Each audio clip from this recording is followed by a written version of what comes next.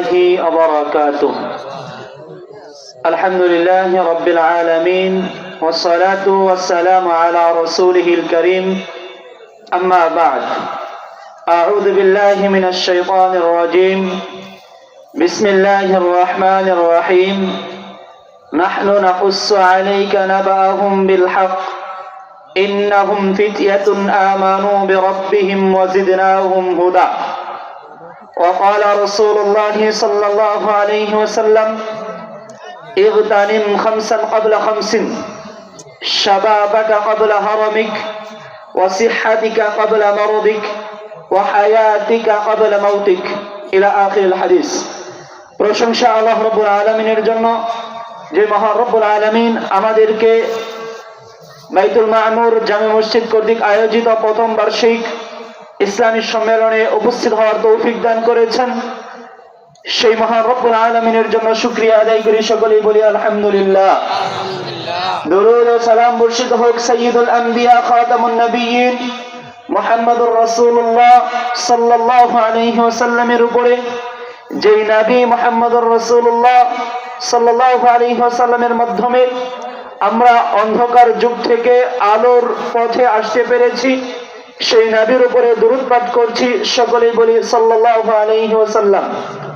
আজকের এই ইসলামী সম্মেলনে উপস্থিত সম্মানিত সভাপতি, সহসভাপতি সহ অত্র এলাকার জ্ঞানী গুণী বিজ্ঞজন এবং ইতিমধ্যে অনেকক্ষণ আগেই আমাদের মাঝে উপস্থিত হয়েছেন আজকের ইসলামী সম্মেলনের সম্মানিত প্রধান আলোচক, তরুণ উদীয়মান আলোচক, ইউনাইট টিভির পরিচালক শেখ আব্দুল্লাহ বিন এরশাদ হাফিজাহুমুল্লাহ এবং পর্দার আড়ালে মা ও বোনেরা, সবাইকে আন্তরিক ধন্যবাদ ও মুবারকবাদ জানাচ্ছি।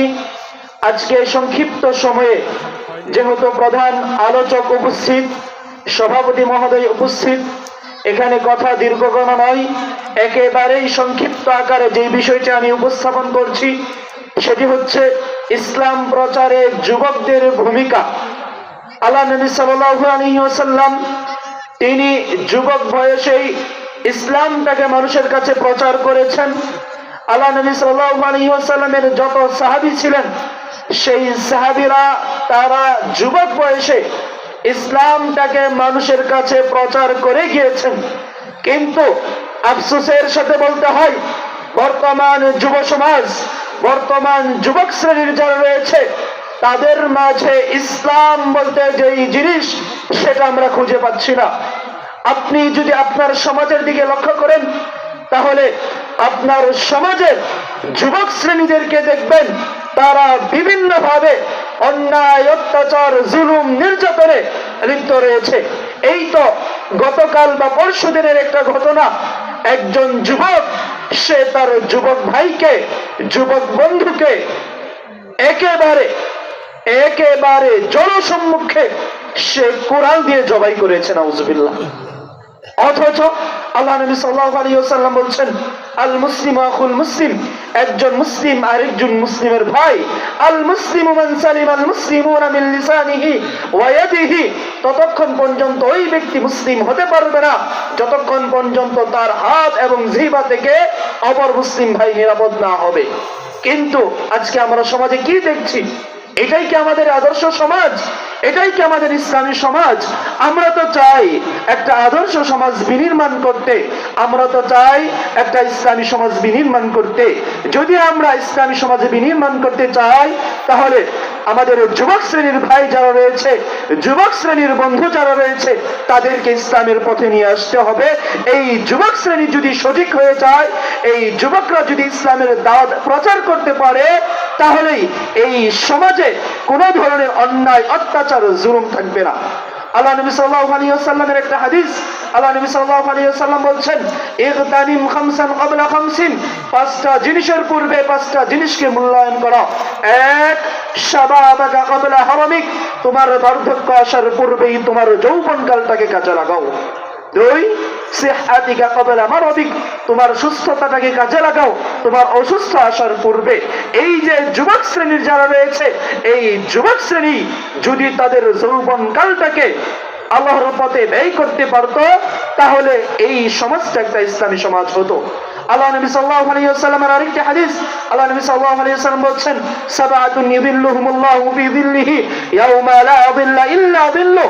কাল কিয়ামতের মাঠে যেই দিন আল্লাহ রাব্বুল আলামিনের ছায়া ব্যতীত কোনো ছায়া থাকবে না, সেই দিন 7 শ্রেণীর লোকদেরকে আল্লাহ রাব্বুল আলামিনের ছায়ায় আচ্ছাদিত করবেন। তার মধ্যে একটা হচ্ছে ইমামুন আদিল, ন্যায়পরায়ণ শাসক। দ্বিতীয় যেটা, সেটা হচ্ছে ওয়াশাবুন নাশা ফি ইবাদাতিল্লাহ, ওই সেই যুবক যেই যুবক তার যৌবনকালটাকে ইবাদতের মাধ্যমে, যৌবনকালটাকে ইসলামী আদর্শের মাধ্যমে কাটিয়ে দিয়েছে। আজকে এই বক্তব্যের মাধ্যমে আপনার যুব সমাজকে আমি সতর্ক করতে চাচ্ছি, আপনার যুব সমাজকে ঠিক করুন। আপনার যুব সমাজ যখন ঠিক হবে, তখন আপনারা আল্লাহর রহমতে এই সমাজটাকে ঠিক করতে পারবেন। তাই আমি যুবক ভাইদেরকে উদাত্ত আহ্বান জানাচ্ছি, আপনারা ইসলামের দিকে আসুন, ইসলামটাকে জানুন, ইসলামটাকে বুঝুন, ইসলামটাকে প্রচার করুন, তাহলেই আমাদের এই সমাজটা একটা ইসলামী সমাজ হবে।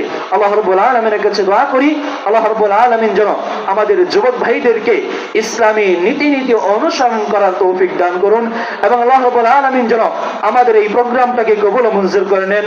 আমিন। أقول قولي هذا أستغفر الله لي ولكم ولسائر المسلمين مع السلام. السلام عليكم ورحمة الله وبركاته.